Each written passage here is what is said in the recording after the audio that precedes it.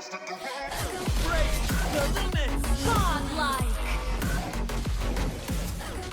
lies in the mind, but my blade follows my... There's a lot of new subscribers, so I'll give a small reminder. If you're already familiar with Badang and want to see stuff like combo chains, jungle tips, gank tips, etc., go to at least half the video because the complexity of the guide increases as you watch it. Thanks. Badang, as you probably know by now, is set to be the next hero released to the original server, and if you're just reading the skills, they can get quite confusing just due to the way they're written. You probably know him mostly because of his wall summoning ability, and that's good. There's going to be a lot on that later. Unlike other heroes, however, Badang is seriously focused on his passive, which goes up by 1 with every basic attack you land on an enemy minion, monster, or hero.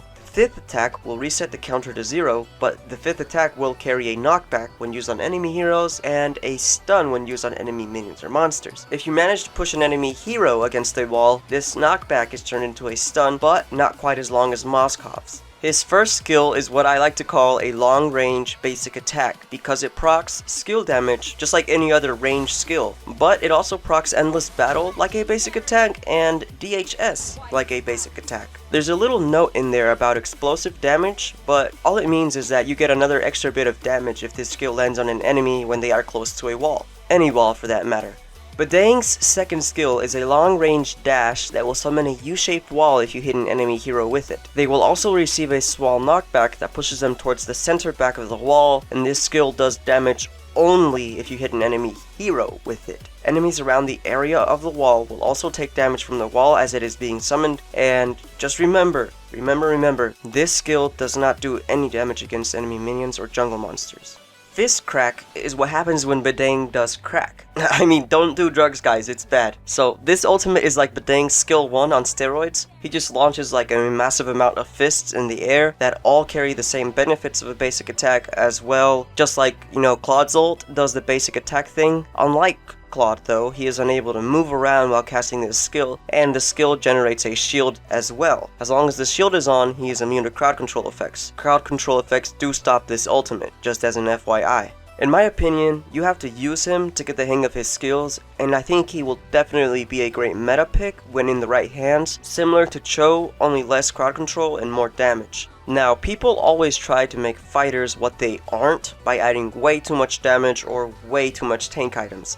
And sometimes it actually works well, but a true fighter has good damage, good sustain, and that's perfect for melee range heroes. Therefore, I recommend you take this build right here for Badang. DHS and Endless Battle are core early games item for him, and despite how squishy it might make him, there's enough lifesteal coming out to keep you alive for the most part. Once you build Wotak, you can rest easy as you don't die so easy in teamfights anymore, and since his skills also enjoy spell vamp item benefits, I recommend using Bloodlust Axe for max sustain. The last item is Immortality, because once you are maxed out with this build on Badang, he will have almost max cooldown reduction, and the shield and low cooldown on his skill 2 will allow for a final escape or a final battle. The tips for using this build are to get Blade of Despair instead of Boots late game, but if you feel like it needs more damage than sustain, switch Blade of Despair and Bloodlust in the build. By doing so, you get more damage earlier in the game, but you do lose out on a lot more sustain. Which leads me to my next point, the emblem, the talent, and the spell. We want Badang to have max sustain, so we will be using Festival of Blood on him to give him some more early game skill damage spell vamp,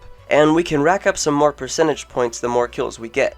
Try to use only Flicker and Sprint for max mobility or repositioning opportunities. Now we're getting into the juicy stuff. His playstyle and the lanes of choice. I would use the same reasoning as Cho for him. Stay aggressive, stay present, and don't try to jungle too much. Instead, focus on disrupting enemies a lot and invading with an ally. When you first spawn, you will want to get his skill 2 first, and feel free to use it once to get an upper hand on getting it to a lane or an area of choice before your enemies do. Don't use it again because it has a really long cooldown early game. The way I'm showing you in this video is a mid lane abuse early game, and the way you do it is by simply punching the first monster to spawn in the game on your side 4 times, and then using your dash and basic attack to begin to gank the enemy as early as possible. Some enemies may have really good positioning, so you can use your battle spell if you have to, but just make sure you don't waste it and end up too late in casting skill 2, making your fully stacked passive go to waste. Alternatively, you can choose either top or bottom lane anytime, but try to go with someone who can back up your ganks as often as possible. Badang may seem simple to use and a really good choice to get some good easy matches. But remember, we have really powerful heroes out there, and that mastering Badang will get you some really good results. You definitely will notice the difference in a pro Badang and a noob Badang.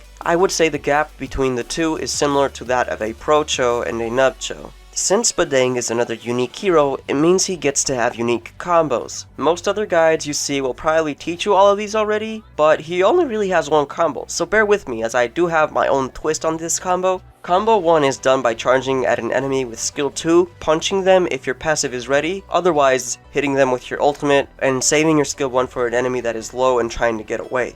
You want to make sure you hit the enemies from the front for this, because going around enemies and hitting them from behind will allow them to escape easier, since the U-shape will open up towards the safety of their lane. The second combo is a bit conditional, and should only be done while chasing enemies. You want to charge up your passive in whatever way you can, but once it hits 3, charge at your enemies with skill 2, and punch them. The second punch will stun them and allow you to hit them with skill 1 during this stun. Skill 1 will charge your passive by 1, so if the enemy begins to run away, your passive should be stacked to keep on doing this combo. This makes it extremely difficult to run away from Badang and should be used when your ultimate is on cooldown. The golden question is always, can he farm though? Well, I don't have maxed out emblems on the advanced server, so I can't vouch for the top blue buff, but he had no real problem in killing all of the other monsters once he was level 2. Which shouldn't be a problem for you, since I already told you not to be jungling all the time. You will be in pain jungling alone. His name is Badang,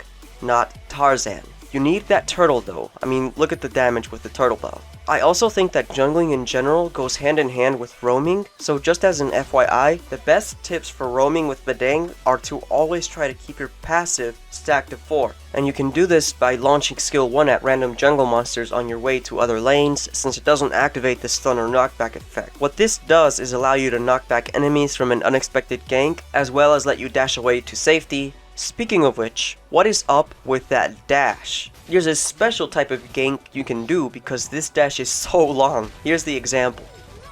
But as you can probably imagine already, this can be done in almost all jungle areas and almost all towers just due to the nature of the proximity of the jungle monsters to the towers. Don't be suicidal though, and make sure you have some backup in case something goes wrong. The gank I just showed you theoretically may not work because this is no cooldown, so you might have to use instead a battle spell to get out of the tower. You have been warned. There's also something you should note about his ultimate. Hororo beat me to making the video, but the only thing I don't like about the way the information was presented was that you were told it's a circle around Badang. It's not. Here are the tests I ran so you can get an idea of the true range of his ultimate.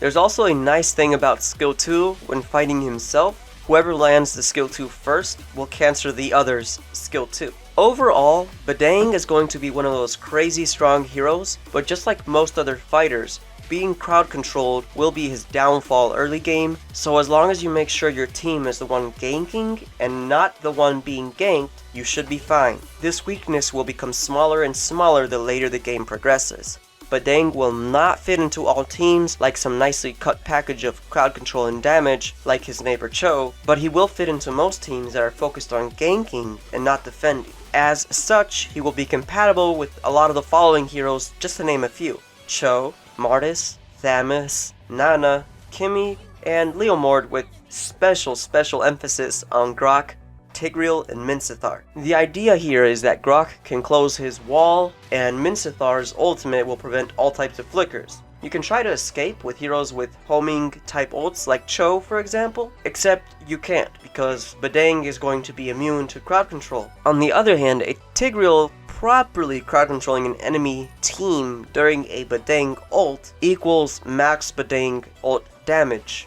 We're gonna need a couple of Badangages in the first aid kit in Moonton. If you want to keep Badang under control for the most part on the enemy team, try to take heroes like Ruby, Aurora, Karita, Cho, and Bellaric. In my opinion, he is as worthy of a ban as Cho is, which is good, since now if the enemy locks Cho, your team can lock Badang and have a better chance at survival. He is way squishier, so be careful though. As usual, here's my insight for Badang, and if you have any questions about him that I didn't get to in this quick guide, let me know in the comments and I will address them in the next Zero Zone video. Share this video with your aspiring Badang friends if you found it useful. Thanks for the love and support guys, Zero out.